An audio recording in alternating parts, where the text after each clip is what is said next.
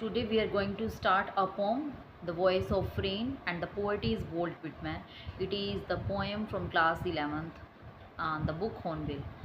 And here is a conversation between the poet and the rain, and the poet is asking here a question to rain, and the first two lines are asked by poet, and the rain is telling the answer, the rest of the poem, and the poet is translating the words of rain in this poem. So let's start. And who art thou? Said I to the soft falling shower. मैंने यानी कि poet ने पूछा कि तुम कौन हो. Thou means you. Which change to tell, give me an answer as here translated. जो बताने में बहुत अजीब लग रहा है उसने मुझे आंसर भी दिया और यहाँ पर मैं आपको ट्रांसलेट करके बता रहा हूँ. I am the pome of the earth. मैं धरती की कविता हूँ. किसने कहा? The voice of rain. Rain ने कहा. Eternal I rise infallible out of the land and the bottomless sea. मैं कहाँ से निकलती हूँ? मैं इस लैंड से ऊपर उठती हूँ. Infallible, जिसको आप टच नहीं कर सकते हैं, अनटच हूँ मैं, यानी कि वाटर वेपर्स के रूप में जो है वो रेन लैंड से उठती है. एंड द बॉटमलेस सी, और इस बॉटमलेस सी से, इस डीप सी से ये उठती है. Upward to heaven whence vaguely formed altogether change and yet the same. फिर मैं ऊपर आसमान की तरफ उठती हूँ जहाँ पर मैं पूरी तरह से चेंज हो जाती हूँ. यहाँ पर क्या दिखाया गया है? Is describe water cycle. तो यहाँ पे वाटर साइकिल का डिस्क्राइब किया गया है कि किस तरह से ये लैंड से और बॉटमलेस सी से वाटर वेपर्स के रूप में ऊपर उठती है, जो कि आप टच नहीं कर सकते हैं.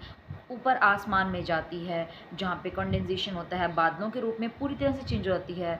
All together change and yet the same. और जब फिर वापस धरती पर आती है फिर से वही सेम हो जाती है. I descend to leave the droughts at meets dust layers of the globe. मैं इस धरती की वॉश करती हूँ ड्रोट्स को, सूखे को, एटमीज को और डस्ट लेयर्स को वॉश कर देती हूँ. And all that in them without me were seeds only latent unborn. और जो लैंड के अंदर अनबोर्न सीड्स हैं, जो हिडन सीड्स हैं, उन जो मेरे बिना इनकम्प्लीट हैं, जिनको रेन के बिना वो बाहर नहीं आते हैं, जब उनको रेन मिलती है तो एक लाइफ मिलती है तो वो बाहर आते हैं. And for ever by day and night, और मैं दिन रात हमेशा रहने वाली हूँ. I give back life to my own origin. मैं अपने ही ऑरिजिन को यानी कि अर्थ को फिर से लाइफ वापस देती हूँ. And make pure and beautify it, और इसको प्योर और सुंदर बना देती हूँ. For song issuing from its birth place. और फिर मेरे बर्थ प्लेस से, यानी कि लैंड ही उसका क्या है? ये अर्थ ही, ये लैंड ही उसका बर्थ प्लेस है, और यही अपने ही बर्थ प्लेस को क्या देती है? लाइफ देती है. एंड आफ्टर फुलफिलमेंट वॉन्डरिंग, और फिर सब धरती की प्यास बुझाने के बाद, सबको जीवन देने के बाद, चाहे वो प्लांट्स हैं, अनहिडन सीड्स हैं, डस्ट लेयर्स हैं, इन सब को वॉश करने के बाद, इन सब की सेटिस्फेक्शन के बाद, इन सबको एक लाइफ देने के बाद, एक धरती से एक सॉन्ग इशू होता है. जब बारिश होती है तो कैसे टिप टिप की साउंड होती है. तो पोइट लोग जो होते हैं, जो शायर होते हैं, इनको तो वैसे भी ये सॉन्ग्स पे, रेन पे इतने सारे सॉन्ग्स बने हुए, इतनी सारी कविताएं लिख डालते हैं. रैग्ड और अनरैग्ड, चाहे आपने सुने या नहीं सुने हैं कुछ सॉन्ग्स, यानी कि आप फील करते हैं नहीं करते हैं, या फिर आपने कभी इन चीज़ों की केयर की है या नहीं की है. जूली विद लव रिटर्न्स, और फिर मैं वापस धरती पर फिर से प्यार वापस आ जाता है.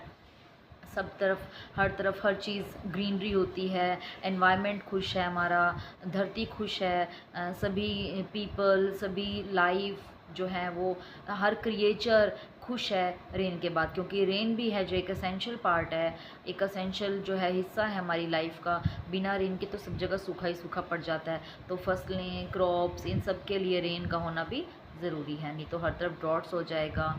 लाइफ जो है वो एकदम, लैंड जो है वो सूखी हो जाएगी. तो इन सब चीज़ों के लिए ज़रूरी है. तो इस तरह से यहाँ पे रेन की जो है वो इम्पोर्टेंस दिखाई गई है. सेकेंडली यहाँ पर रेन का जो है वो वाटर साइकिल दिखाया गया है, रेन साइकिल दिखाया गया है. तो